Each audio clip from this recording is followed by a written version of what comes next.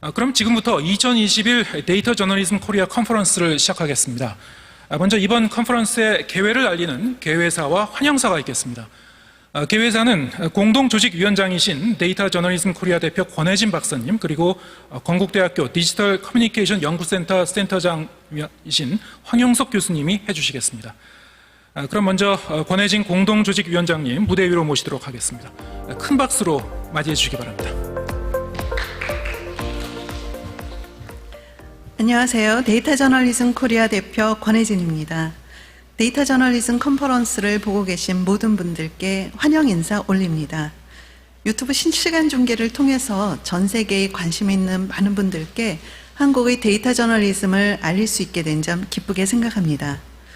데이터 저널리즘 코리아 컨퍼런스는 데이터 저널리즘의 생태계 발전과 정보 공유를 위해서 취재기자, 데이터 기자, 또 개발자, 디자이너 등 전현직 언론인들이 중심이 되어 프로그램을 만드는 컨퍼런스입니다. 컨퍼런스 조직위원회에서는 올해도 풍성한 프로그램을 만들었는데요. 어제는 사전 프로그램으로 빅카인즈를 활용한 뉴스 빅데이터 분석이 오프라인에서 열렸고, 또 동시에 온라인에서는 예비 데이터 저널리스트를 위한 라운드 테이블 행사가 성황리에 열렸습니다. 오늘은 선거와 데이터 저널리즘을 주제로 본 컨퍼런스가 열리는데요. 200여 명이 사전 등록을 하는 등 높은 관심을 보여주셨습니다. 뒤이어 제4회 데이터 저널리즘 어워드 시상식도 열립니다.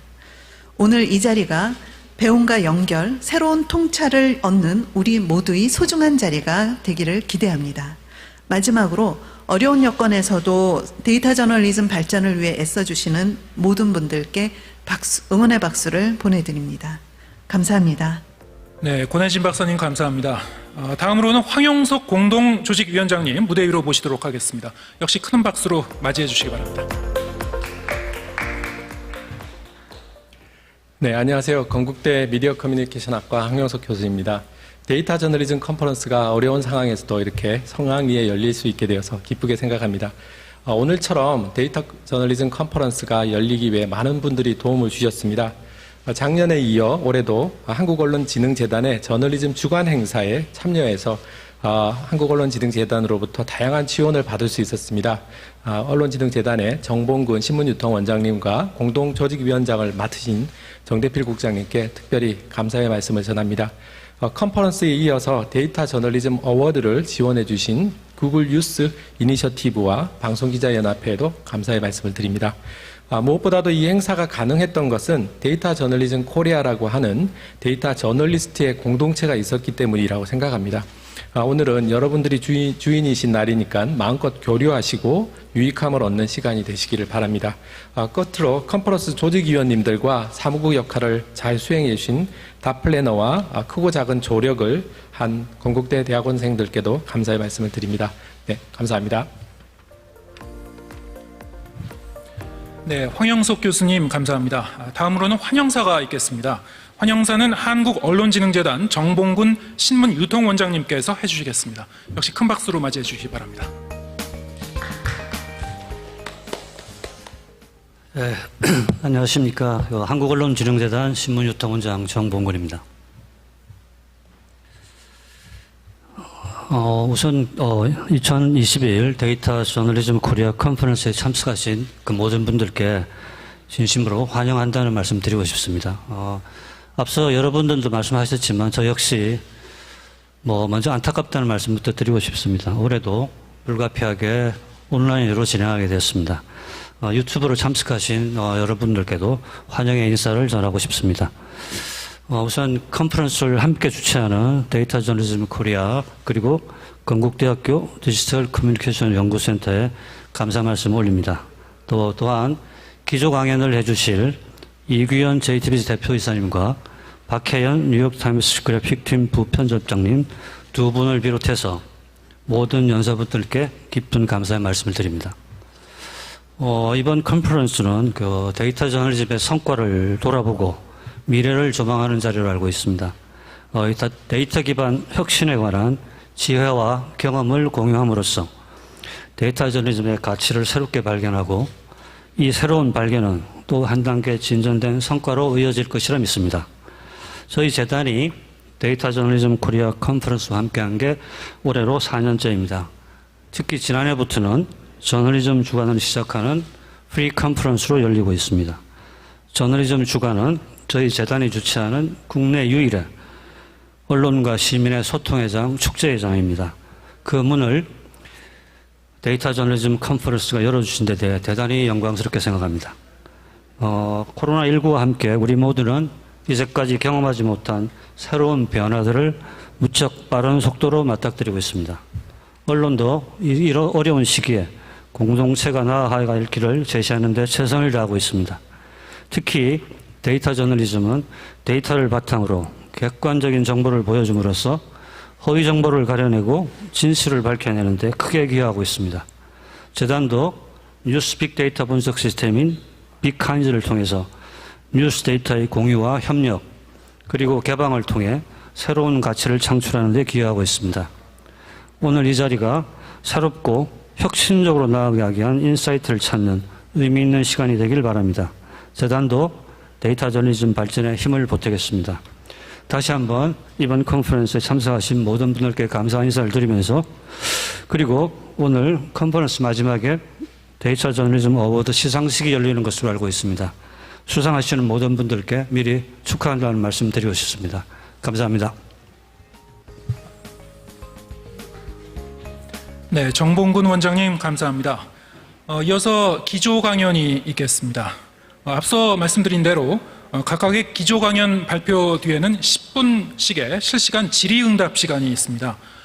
발표를 들으시면서 궁금하신 것이 있으면 자유롭게 채팅창에 질문을 남겨주시기 바랍니다. 질의응답 시간에 저희가 추려서 발표자분께 전달해 드리도록 하겠습니다. 그럼 먼저 첫 번째 기조 강연 발표를 소개해 드리도록 하겠습니다. 첫 번째 기조 강연은 JTBC의 이규현 보도부문 대표님께서 발표해 주시겠습니다. 먼저 이규현 대표님의 양력을 좀 간단히 소개해 드리겠습니다. 이규현 대표님은 33년째 언론인으로 활동하고 계십니다. JTBC에서 초대 보도국장을 지내셨고요.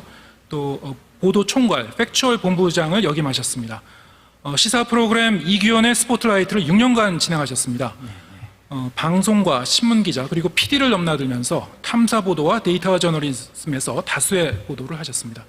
오늘 기조 강연은 데이터 저널리즘의 계보와 그 미래에 관한 소고라는 주제로 말씀해 주시겠습니다. 이 대표님을 큰 박수로 맞이해 주시기 바랍니다. 네, 반갑습니다. 사실 기조 강연이고 또 데이터 저널리즘에서 제가 기조 강연을 하러 왔다라는 것은 너무 좀 큰 거창한 얘기인 것 같고요. 배우러 왔습니다. 세상이 하루 다르게 변하고 있고 그 과정 속에서 데이터 저널리즘은 어떤 고민을 하고 있는지 또 제가 생각하는 고민이 여러분들하고의 고민과 맞는 건지 이런 어떤 그런 어떤 기회를 좀 갖고자 해서 오늘 참석하게 됐습니다. 사실 여러분 이 강연을 듣고 있는 대다수의 데이터 저널리즘을 하고 있는 전문가들 입장에서 보면 저는 옛날 사람입니다. 아주 오래전에 데이터 저널리즘 쪽을 해왔고 그리고 지금은 한 10년째 데이터 저널리즘 쪽에서 멀리 떨어져 있는 사람입니다. 다만 제가 아주 초창기에 데이터 저널리즘에 대한 어떤 여러 가지 시도를 좀 했었고 또 그 시도가 지금 한 10여 년 동안 했었던 것 같습니다. 그것이 과거의 발자취 같은 어떤 그런 느낌이라고 할까요? 그래서 오늘 강연 제목도 데이터 저널리즘의 계보라는 표현을 쓰게 됐습니다. 그리고 지금은 언론사의 경영인으로서 데이터 저널리즘을 어떻게 이제는 저널리스트가 아닌 CEO 입장에서 경영자 입장에서 데이터 저널리즘을 어떻게 수용할지 그걸 고민하고 있습니다. 제 얘기를 간략하게 시작해 보겠습니다. 1990년대에는 저희가 CAR이라는 표현을 썼습니다. 데이터 저널리즘이라는 표현은 잘 안 썼죠. 컴퓨터를 이용한 보도, 그러니까 컴퓨터를 도구로 한 보도 이런 말로 해서 CAR이라는 표현을 썼습니다. 그 후에 2000년대에 들어서 이제 데이터 저널리즘이라는 말이 정착되기 시작을 했고 또 그 후에는 알고리즘, 로봇 저널리즘 이런 말을 쓰고 있는 것 같습니다. 다만 알고리즘, 로봇 저널리즘도 어찌 보면 데이터 저널리즘의 한 분야로 생각한다면 그냥 통칭해서 데이터 저널리즘으로 쓰는 게 맞는 것 같습니다. 2021년 지금입니다. 지금 저는 데이터 저널리즘을 어떻게 쓰고 있느냐.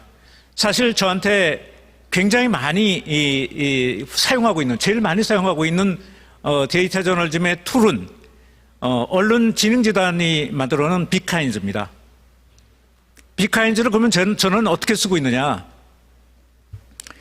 최근에 제가 대표되기 바로 직전에 특별 기획 프로그램을 만들어서 이제 진행을 좀 부탁받아서 한 게 있습니다. 그게 스페셜 탐사, 예를 들면 코로나19가 바꾼 세상을 가다 이런 거여서 3부작 그 다큐를 만들었는데 이런 다큐를 만들 때 기획을 하는데 또는 제가 컬럼을 쓸 때 어떤 의뢰가 들어와서 컬럼을 쓸 때 반드시 언론진흥재단의 빅카인즈에 넣어서 그냥 기사만 보는 것이 아니고요. 여러 가지를 봅니다. 여러 가지를. 예를 들자면은 이 기획을 할 때 C19가 바꾼 세상을 간다. 이런 기획을 한다고 했을 때 언론진흥재단에 들어가서 이렇게 전 빅카인즈에다가 뭐 예를 들면 뉴노멀, 포스트 코로나 이런 어떤 그 키워드를 치게 됩니다. 자, 제가 쳤던 것은 뉴노멀이죠. 그러니까 코로나19 세상이 바꾼 코로나19가 바꾼 세상을 가다니까 뉴노멀과 관련된 기사들이 어떻게 나오고 어떻게 분포되어 있고 어떤 구조를 갖고 있는지 이걸 아주 직관적으로 쉽게 파악할 수 있는 툴로서 빅카인즈를 쓰고 있는 겁니다. 뭐 이렇게 빅카인즈에다가 뉴노멀이라는 제목을 넣는 거죠. 그래서 1990년서부터 현재까지 뭐 현재라는 것은 과거의 현재겠지만 현재까지의 그 기사를 패턴을 보고요. 672건이 검색이 됐다고 하면 이 기사 뉴노멀이라는 기사가 90년서부터 2020년까지 어떤 식으로 등장을 했는지 일단은 어떤 양으로 등장을 했는지 일단은 키워드 트렌드를 분석합니다. 이것도 빅카인즈에 들어가 있는 어떤 그런 툴이죠. 그래서 키워드 트렌드를 봐서 2010년도쯤에 1월쯤에 국내 언론에 뉴노멀이란 말이 등장했구나. 그리고 갑자기 2013년 9월에 뉴노멀이란 말이 굉장히 튀어오르는데 그건 왜 그럴까? 월스트리트 저널에서 뉴노멀을 지적하면서 그때 2013년 9월에 이 단어가 취소게 됩니다. 그리고 2020년 들어서 잠잠했다가 다시 치솟게 되죠. 이건 당연히 코로나19의 영향으로 코로나19가 단순한 일시적인 어떤 그 팬데믹이 아니고 구조적인 어떤 문제를 줄 수 있다. 구조적인 어떤 이 세상을 바꾸는 어떤 틀을 바꾸는 어떤 그런 계기가 될 수 있다. 라고 보기 시작한 게 2000년 4월이었습니다. 그때 굉장히 많이 치솟게 되죠. 그래서 그때부터 뉴노멀이라는 것은 본격적으로 쓰이기 시작했고 그리고 심각하게 받아들이기 시작했구나. 이렇게 볼 수 있는 거죠. 그리고 그 다음에는 키워드 관계도 이것도 역시 빅카인즈에서 뭐 그냥 등록만 하면 로그인만 하면 볼 수 있는 겁니다. 그래서 검색을 하고 나온 부분이 뉴노멀이죠.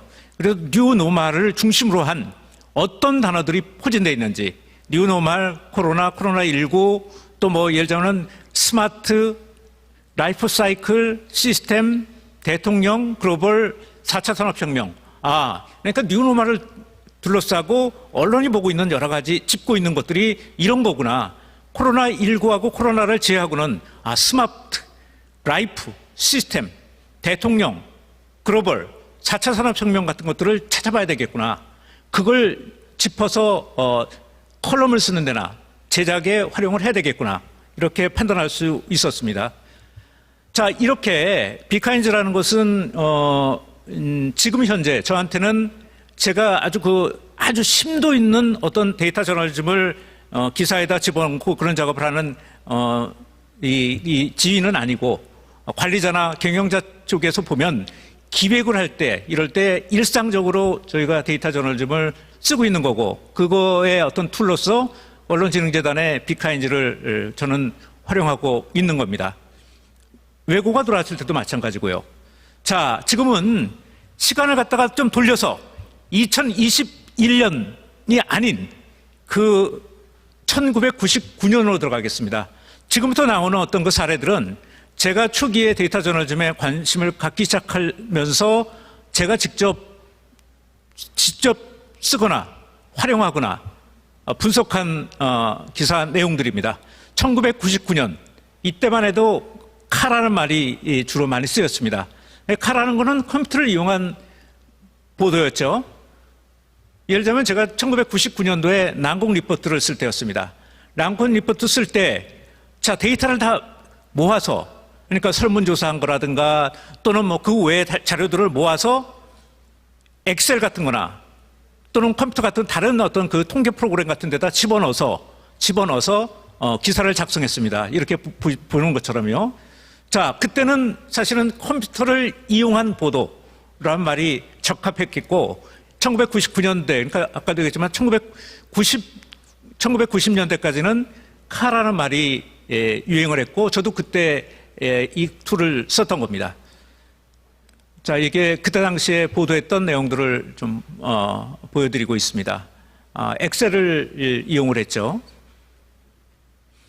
자, 2004년 정도 들어왔을 때 GIS라는 말이 나오기 시작했습니다. 지리 정보 시스템을 이용한 보도, GIS 보도였는데 이 역시 이제 미국에 제가 탐사보도 컨퍼런스에 갔다 왔다가 거기에서 갖고 온 영문으로 된 책자가 있었는데 그 책자를 보고 GIS를 이용한 보도를 한번 해야 되겠다. 근데 심각한 보도는 아니었습니다. 좀 한번 해보는데 의미가 있는 어떤 그런 보도였는데 2004년도에 GIS 책을 탐독을 해서 GIS 보도라는 게 이렇게 5가지 단계를 가지고 하는 거구나라는 걸 독학을 한 다음에 그러니까 소프트웨어 회사를 찾아가서 GIS 보도를 한번 시도를 해봤습니다. 물론 지금 여러분들이 하고 있는 수준 높은 GIS 보도는 전혀 아닙니다. 다만 2004년도에 첫 GIS 보도라는데 의미가 있다고 보시면 될 겁니다. 이렇게 5가지 단계를 해서 서울 열대야를 분석을 했었습니다. 이게 2004년도 8월 9일 날 중앙일보 1면에 나온 기사입니다. 그래서 서울 안에서 영등포가 초열대야를 보이고 있는 반면에 도봉이나 구로는 사실은 좀 서늘함만 하고 견딜만하다라는 어떤 그런 기사를 쓰게 됐는데 이것은 뭐냐면은 지리 정보, 어떤 지역의 지리 정보, 예를 들면 그 산림이라든가 면적이라든가 또는 인구라든가 또는 콘크리트 피복률이라든가 이런 것들의 지리 정보와 기상청이 갖고 있는 기상 정보를 결합을 시켜서 사실은 보도를 한 겁니다. 그래서 당연히 밑바닥 이 도로 같은 것들이나 이런 데 많을수록 또 녹지가 없을수록 피복률, 콘크리트 피복률이 굉장히 높죠. 건물이 있으면 있을수록 도로가 많을수록 그런 데서 굉장히 열대야가 나타나기 쉽다라는 어떤 보도를 한 겁니다. 그래서 역시 지금 쓰고 있는 어떤 데이터 저널리즘의 초기 버전이 아닌가 2004년도에 했던 내용입니다. 당시에 실무 분석한 내용들입니다. 당시에는 뭐 사실은 첫 보도였기 때문에 소프트웨어 회사도 잘 몰랐고 저도 잘 몰랐고 그래서 굉장히 막 그냥 지금 생각해 보면 부끄러울 정도로 실수도 좀 많이 했고요. 또 조금 더 분석해 보고 조금 더 재미있게 할 수도 있었는데 그때 당시에는 그냥 해보는데 의미를 가졌었던 것 같습니다. 자, 그때 당시에 실무 분석한 내용들입니다. 2005년도였습니다. 당시에 처음으로 학계에서 어떤 거냐면은 소셜 네트워크 분석이라는 게 이제 서서히 머리를 들기 시작할 무렵이었습니다. 그래서 SNA라고 하죠. 이때였는데 이때 SNA를 이용해서 뭔가 좀 보도를 할 수 있지 않을까라고 생각하고 있을 때였습니다. 우연히 연세대학교의 총장까지 하셨던 김용학 교수님을 뵌 적이 있었습니다. 그분이 이제 학생들을 위해서 대학 교재죠. 대학 교재로 해서 한국의 SNA의 분석 기법 해갖고 1, 2 책을 냈습니다. 물론 이거는 굉장히 이해하기 어려운 책이었어요. 근데 우연히 그분한테서 그 책자를 받고 며칠을 고민했습니다. 이걸 가지고 뭘 할 수 있을까? 뭔가 소셜 네트워크 분석을 한번 해볼 수 있는 거 아닌가? 그러다가 저희 중앙일보의 당시에 인물정보 DB가 있었습니다. 굉장히 그 당시에는 정부 DB보다도 훨씬 더 많은 인물 DB를 갖고 있었는데 이거하고 혹시 SNA 기법을 결합시키면 뭔가 의미 있는 작업을 할 수 있지 않을까라는 생각을 했어요. 그래서 그때 당시에 작업을 통해서 만든 것이 대한민국 파워 엘리트들을 분석한 겁니다. 당시 한 3만 명 정도 되는 파워 엘리트들이 학연, 직연, 혈연 이런 걸로 어떻게 연결되어 있는지를 이제 분석을 해서 이걸 기사화시켰고 지금 보이는 것은 지금 뭐 절판이 됐을 거라고 보는데 당시에 냈던 아주 두꺼운 굉장히 두꺼운 책입니다. 당시에 중앙일보 일면에 나왔던 거였죠. 대한민국 파워 엘리트 대분석해서 한국의 파워 엘리트들의 학연으로 봤을 때, 요거는 학연만 본 건데 이것이 이제 저렇게 그림에서 보는 것처럼 해체되고 있다라고 하는 내용이었습니다. 그래서 이 보도를 처음 했는데 이걸 지지해주는 회사의 간부들도 있었고요.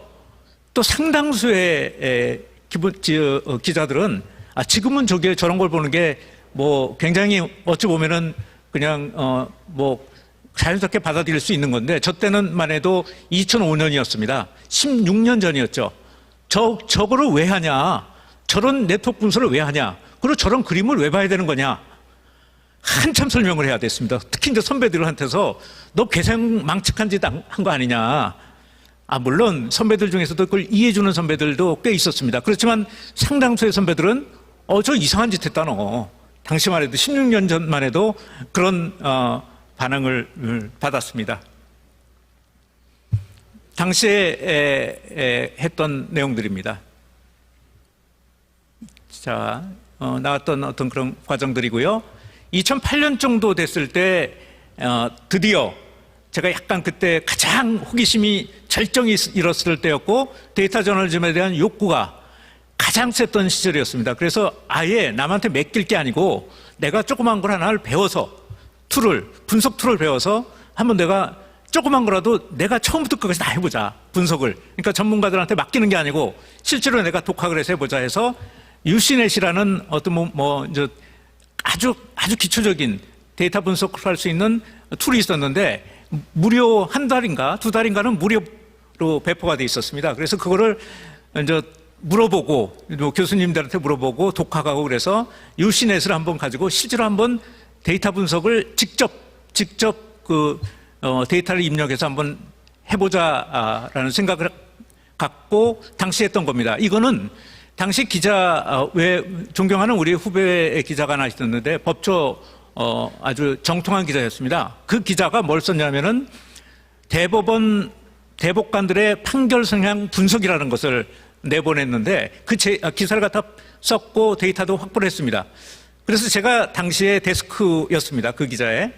제가 이제 그 기자한테 뭐라고 얘기를 했냐면은 야, 내가 이걸 갖다가 너 기사 쓰는데 내가 이걸 가지고 네가 갖고 온 자료를 가지고 내가 데이터를 입력을 해서 유시넷에다가 입력을 해서 대법관들의 관계도를 한번 만들어서 주겠다. 대신에 하나 조건이 있다. 저 그림에 네트워크 분석 이규현 기자라고 써줘야 된다. 그래서 저 기사를 보면은 하단에 조그맣게 네트워크 분석 이규현 기자로 써 있습니다. 당시에는 제가 이제 데스크를 하고 있을 때였는데 재미로 집에 가서 이제 그 기자가 갖고 온 걸 가지고 저렇게 네트워크 대법관 성향 분석이라는 걸 한번 해본 적이 있었습니다. 그래서 당시에 자료들이었고요. 자, 2013년 정도 되니까 스마트 시대가 열렸습니다. 그래서 카라는 말 대신에 이제 SAR이라는 말, 스마트폰을 이용한 CIL이 아니라 SAR이라는 말까지 등장을 했죠. 근데 이 말은 그렇게 많이 쓰이진 않았습니다.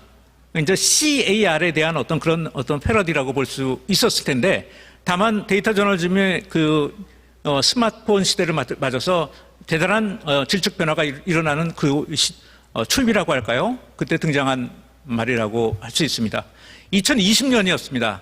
스포트라이트에서 한번 인공지능 가지고 특집을 한 적이 있었습니다. 당시에 서울대의 알고리즘 쪽 전문으로 하시는 데이터 분석팀하고 야구 경기 쓰기 실험을 해봤습니다.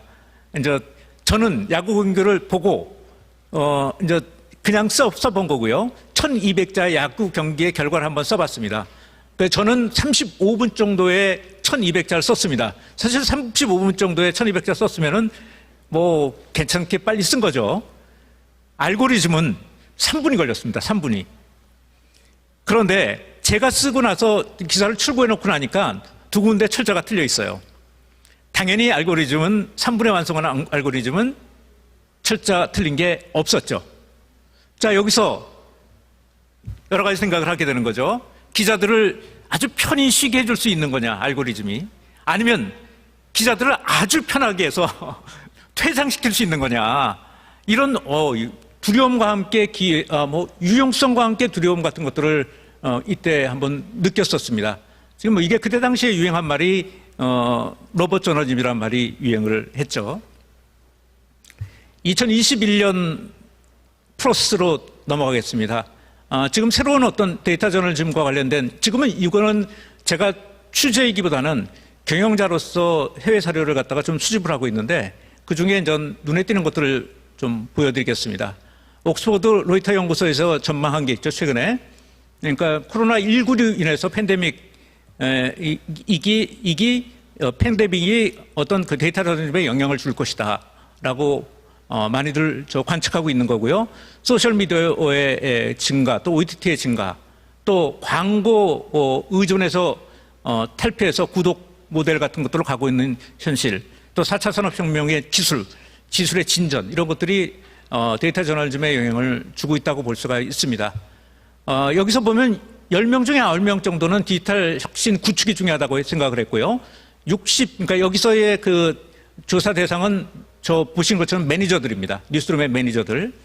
69%, 그러니까 한 70%에 가까운 사람들은 AI, 데이터, 메타버스 등이 5년 내에 저널리즘에 가장 큰 영향을 미칠 것이라는 답을 해 주었습니다.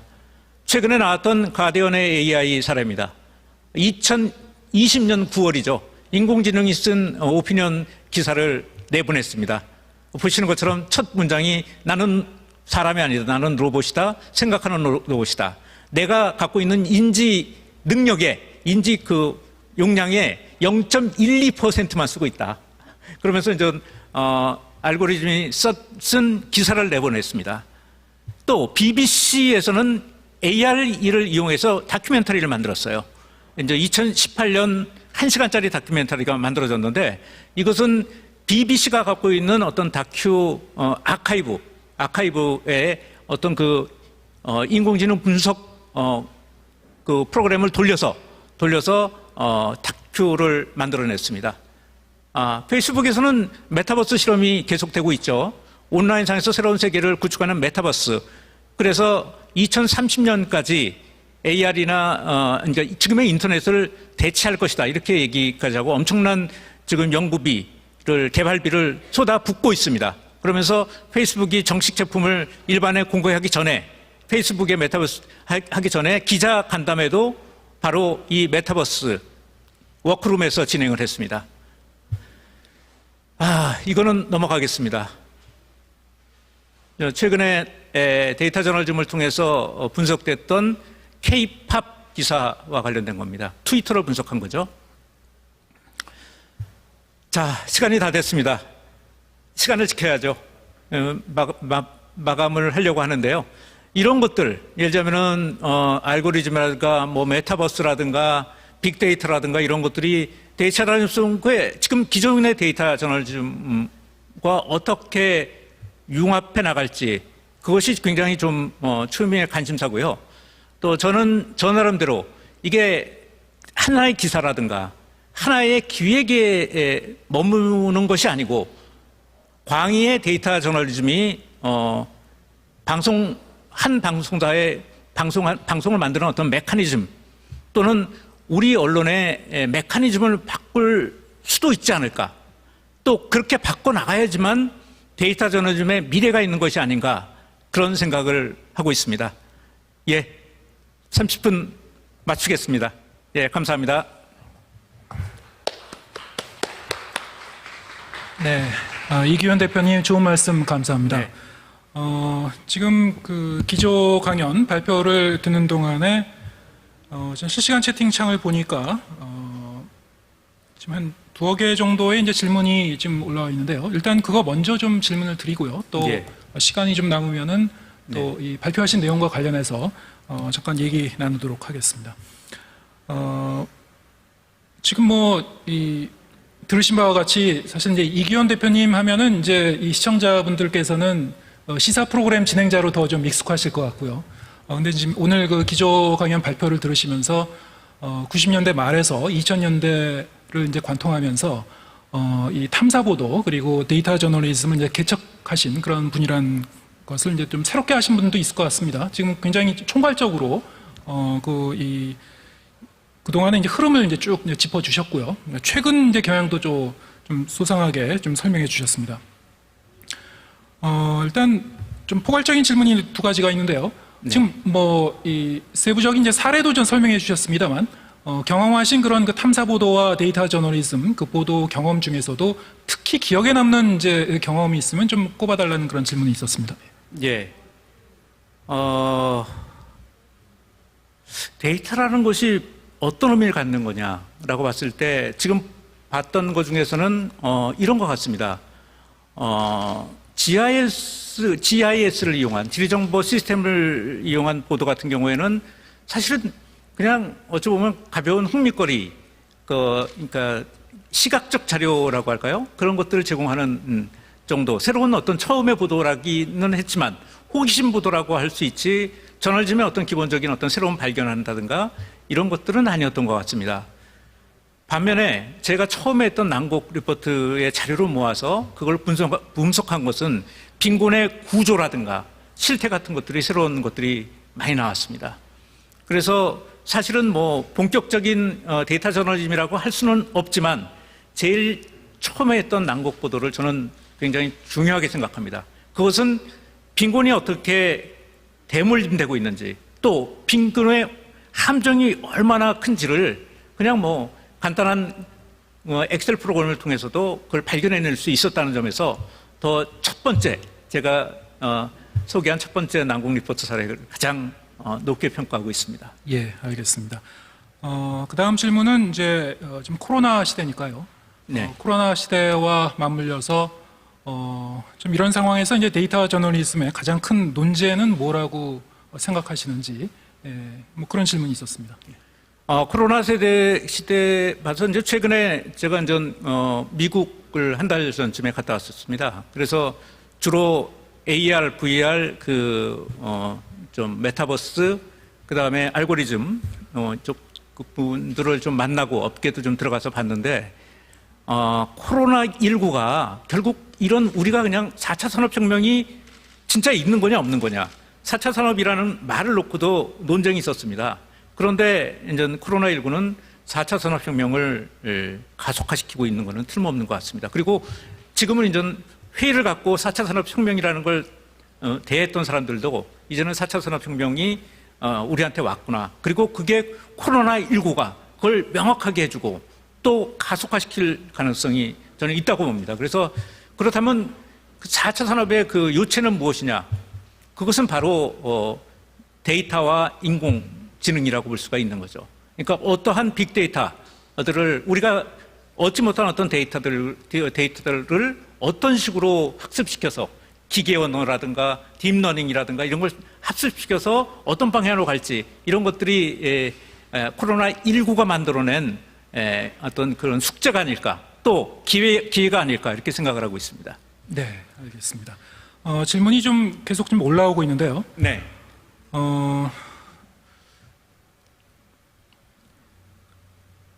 지금 그 데이터 저널리즘이 잘 작동하기 위해서는 기존 뉴스를 이 구성원들이 어떻게 바꿔야 되는지, 그리고 이 뉴스룸 내에 있는 그 인력들이 서로 어떤 협업이 필요한지 궁금하시다는 또 질문이 있었고요. 또 이러한 것을 이제 가시화시키기 위해서, 실현하기 위해서는 어떤 투자나 의사결정에 어려움이 있고 또 어떻게 해법을 찾아갈 수 있는지 여기에 대한 어떤 질문이 있었습니다. 예. 아마 저 기사에 어떻게 접목시키고 어떻게 작동시키느냐는 제가 대답하기보다는 우리 사회자님이 더 전문가십니다. 그래서 사회자님이 그 답은 드릴 거라고 생각을 하고요. 저는 조금 더 올드한 세대니까. 근데 제가 이제 경영자로서 지금 하는 고민은 데이터 저널리즘이 과연 그러면 우리 JTBC의 미래, JTBC 장래에 어떠한 영향을 줄 것이냐라는 측면에서 이제 고민을 하고 있죠.